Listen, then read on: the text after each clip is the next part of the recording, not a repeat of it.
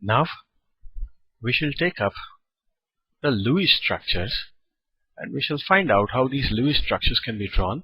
And after drawing these Lewis structures, we shall also try and figure out how to calculate the formal charges of different atoms in the Lewis structure of any molecule. In order to draw Lewis structures, following steps have to be followed. First thing you have to do is add the valence electrons of all the atoms in a molecule. You have to add all the valence electrons. For example, if it is a molecule like ammonia, for example, right? In that case, you will have to, ammonia has NH3. There's one nitrogen and 3 hydrogens, right? So the molecular formula of NH3 is first of all drawn, and then you have to find out the total number of valence electrons present in nitrogen as well as hydrogen and add them up together.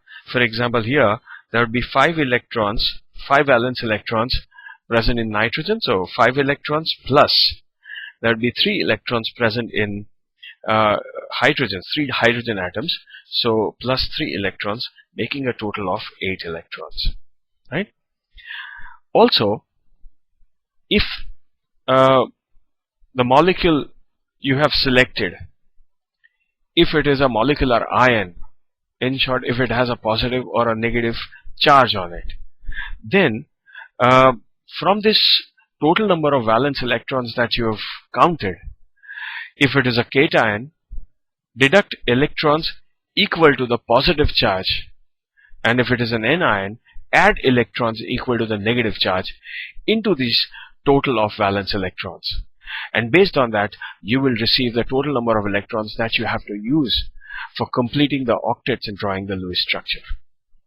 The next thing is now to select the central atom. The least electronegative atom becomes the central atom. For example, if you take a molecule like methane, Ch.4, right? Obviously, you would say that hydrogen is less electronegative than carbon. However, here there's an exception, that if it is a hydrogen atom, right, then hydrogen can never become a central atom because it is too small to become a central atom. In the same way, if it is fluorine, you don't consider fluorine as a central atom because it is one of the most electronegative atoms. So here in Ch4, obviously, then the central atom would be carbon. So now, after having selected the central atom, the next thing you have to do is connect all the surrounding atoms, all the other atoms, the atoms other than the central atom. They all have to be connected to the central atom by, first of all, single bonds, right? This can be done by putting a central atom and drawing single bonds with this central atom and attaching all the surrounding atoms with it. If hydrogen atoms are present, and along with hydrogen atoms, if you have some nitrogens or oxygen atoms also present as surrounding atoms, then generally these hydrogen atoms have to be attached to oxygen or nitrogen atoms, right? And then a chemist will have to use the basic knowledge and then assume the skeleton of any molecule, right? And then after having done this, calculate the total number of electrons which are used up in making these single bonds. And after all these single bonds are after having calculated all the electrons which are used up in making these single bonds, deduct all the electrons from the total valence electrons that you have, right? So count all the electrons that you have used up in making the single bonds with the central atom, and then deduct the total number of electrons that you've used up from the valence electrons that you have. Now with the remaining electrons, right, try to complete the octets of all the atoms in the molecule, starting first with the surrounding atoms. After having completed the octets of all the surrounding atoms, you can use the remaining electrons for the central atom and complete its octet. At times, it may happen that the central atom may not necessarily have, adequate amount of electrons around it.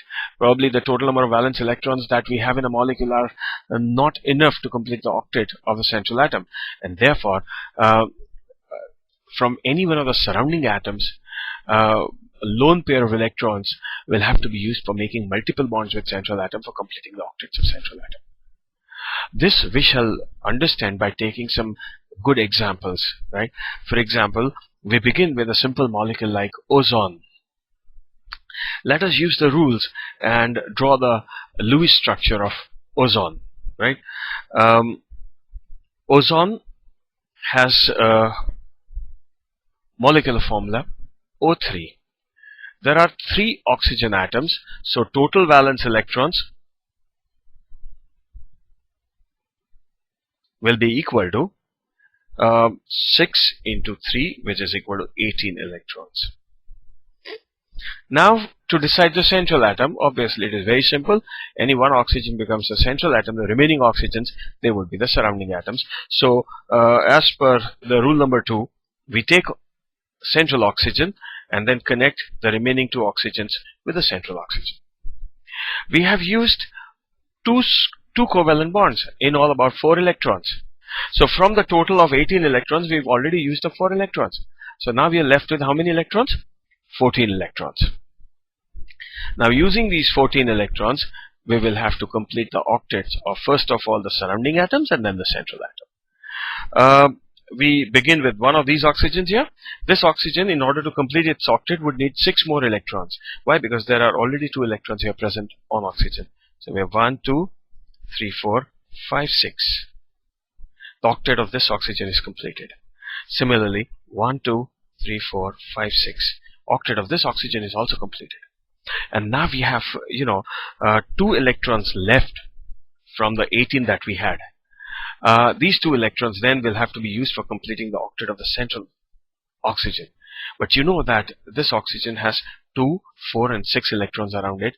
There are 2 electrons less, and so the octet of central oxygen is not completed. In that case, what we do is we use any one of these, lone pairs, right, and use it for making a multiple bond. And so what we would get is, a structure like this: 1, 2, 3, 4, 1, 2, 1, 2, 3, 4, 5, 6. 2 of the lone pairs have been used for making a double bond or a pi bond, and this is how, this is the Lewis structure of ozone. This is how we get the Lewis structure of a simple molecule like ozone. We can take a few more. For example, the second we can take up is carbon monoxide. So we take up this carbon monoxide, the second, CO. Now, what do we have here? Carbon monoxide, the total number of valence electrons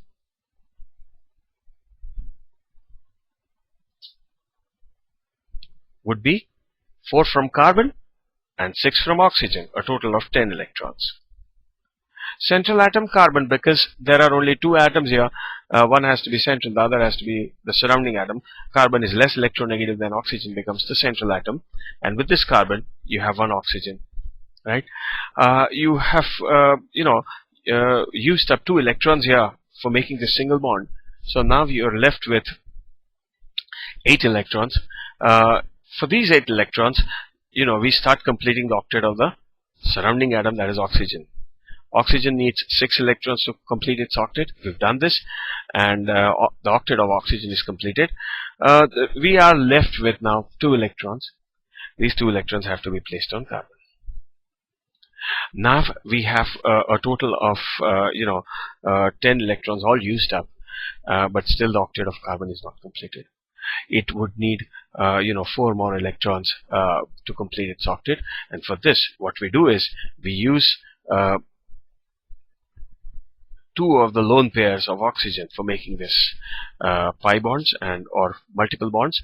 And what we have now is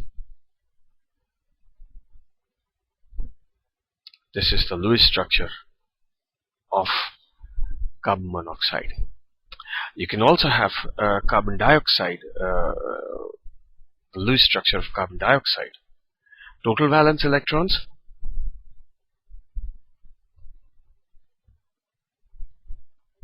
which is equal to 4 plus 2 times 6 from two different oxygen atoms, and that is equal to 12 plus 4, 16 electrons. Now here, what we do is we select the central atom, that is obviously carbon, the least electronegative atom, and then we put single bonds and connect two oxygen atoms with the central atom. Now, how many electrons we've used up now? Out of 16, we've used up 2 and 2, 4. We're left with 12. With those 12 electrons, we try to complete the octets of the surrounding oxygens. Octets are completed, and we've used all the 16 electrons that we had. The octet of carbon is not completed. Now, to complete the octet, we can have multiple bonds formed. Now, obviously, you can take up one electron pair from this oxygen to make a bond here, and one electron pair from here to make a bond here. Obviously, the next question that you would have in your mind would be like, why not both the electron pairs from any one of the oxygens? Yes, you can do that, but such structures which are less symmetric, they would be less stable as well, right? However, I can say that both these structures can be drawn for carbon dioxide, but what I'm doing is I'm drawing a more stable structure, and the stability of any structure, right? One way of doing this is calculate the formal charges of atoms, and the structure which has less formal charges is more stable structure. What are formal charges? We would be taking up formal charges just after drawing these Lewis structures, and you would realize that the structure which we draw now, right, the one in which we have each of these oxygens giving one lone pair for making a multiple bond, a structure like this has atoms with almost zero formal charges, and therefore this is a more stable structure, and that is why we've drawn this more stable structure. We could have drawn the other way as well, but then the formal charges would be more, which would also indicate that the structure would be less stable, right? So this is about carbon dioxide. Now we take up a molecular ion so as to know what is to be done in case of when you have an ion, or positive or negative charges are involved. So let us take up that. We take up a single molecule, a simple molecule like molecular ion like NO2 minus. NO2 minus. Again, the total valence electrons. Total valence electrons would be, nitrogen. How many? We have 5 plus 6 2s are 12 coming from 2 oxygen atoms, plus 1 coming from that negative charge. Because this is minus 1, right? You have to add 1. Had it been NO2 plus, we would have deducted 1. Clear? So this would give us a total of 12 and 1, 13 and 5, 18 electrons. Now the central atom, nitrogen, least electronegative. Surrounding atoms. How many electrons used up? 2 and 2, 4. How many we're left with? 14. Complete the octet of surrounding atoms with those 14 electrons first of all. We've used up 12 electrons in completing the octets. We're left with only 2 electrons. We put these 2 electrons here on nitrogen, and this is going to be an ion with negative charge, right? Now the octet of nitrogen is not completed. What do we do in that case? In that case, we take up one of the lone pairs from any one of these oxygens and use it for making a multiple bond. This will be completing the octet of nitrogen, and we have a molecule like this, nitrogen, with 2 oxygens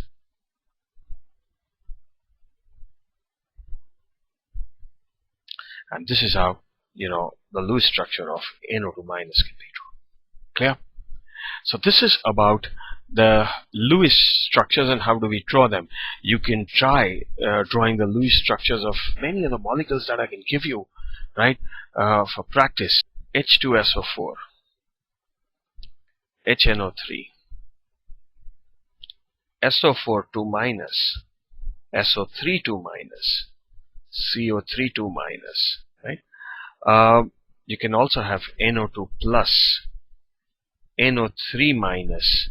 These are all different molecules wherein you can draw. You can practice it for HN3. That's hydrozoic acid. HN3 is hydrozoic acid.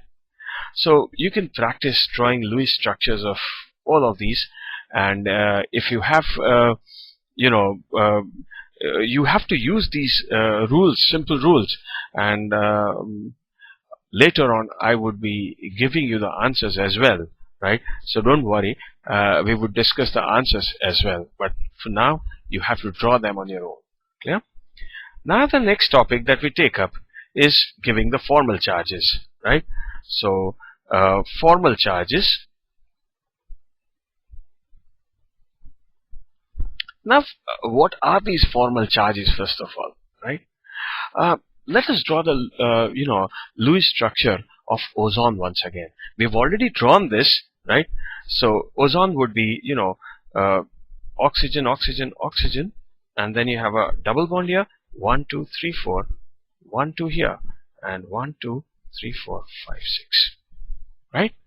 Now look at this ozone molecule, and let us call this oxygen as 1, let this be 2, and let this be 3. Now look at this oxygen here, right? If you look at this oxygen here, you find that this oxygen has 1 2 3 4 5 and 6 lone pairs, and there is a single bond formed by this oxygen with the oxygen having number 2. So in this covalent bond, generally a covalent bond is formed by sharing of electrons, which would also mean that one of the electrons should come from oxygen number 1, and one of the electrons for making this covalent bond should come from oxygen number 2, right? This would mean that this oxygen as such has got how many electrons? 6 it already has as lone pairs, and one of the electrons it has given for sharing and for completing its octet with oxygen number 2. This means that it seems as if this oxygen has about 7 electrons. However, any oxygen would have only 6 electrons in its valence shell, and therefore there is 1 electron which is more here. There is 1 electron, right, which is more here with this oxygen, and therefore it should have, because of that extra electron that it has, it should have some kind of negative charge on it. Such a negative charge which is attained by any atom, right, that would be called the formal charge. So this is this oxygen has a formal charge of -1 because it has 1 electron extra. You consider this oxygen here, you find that this oxygen has 2 electrons as lone pairs of electrons, and then you'll have 1 2 and 3 bonds formed by this oxygen. And for making these 3 bonds, right, principally it should have used 3 of its electrons for sharing. So a total of this electron shows a total of 3 electrons which it might have used for making these 3 covalent bonds, and 2 it has as lone pair of electrons, making a total of about 5 electrons. And generally an oxygen would have 6 electrons, but here it seems that it has only 5 electrons, and therefore it seems as if this oxygen has lost 1 of its electrons. So losing 1 electron would have this would cause this oxygen to have some kind of positive charge on it, and this would be again its formal charge. So this oxygen here has it seems as if it has 1 electron less, and so it should be having some positive charge, and this oxygen here, it has one extra electron in it, and therefore it should have some negative charge. Such charges, right, which are present on atoms in Lewis structures, when we draw, we find this to happen with a lot of atoms, and these charges are called formal charges. However, it is difficult to every time evaluate the total valence electrons and find out these formal charges, right? And for that, we have a simple formula which can be used for calculating the formal charges, right? Very simple. You can formal charge of any atom should be equal to number of valence electrons in neutral and isolated atom plus number of non-bonding electrons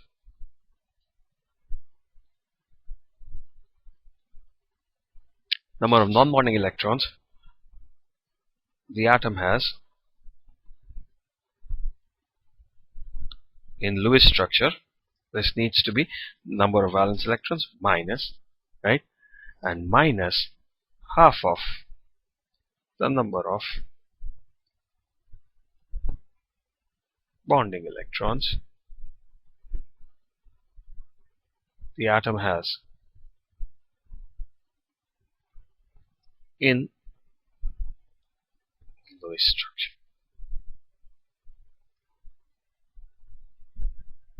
All this together can give you the formal charge of any atom. Very simple. If you use these rules here for the ozone, let us calculate the formal charge of first oxygen.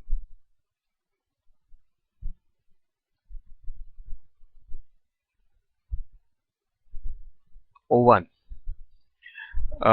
Any oxygen would have 6 electrons in its valence shell. That's common.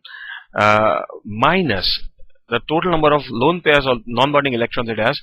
6 non-bonding electrons it has. And then minus half of the bonding pairs. How many bonding pairs it has? Here you have 2 bonding electrons. So 2. This would give you a total of minus 1.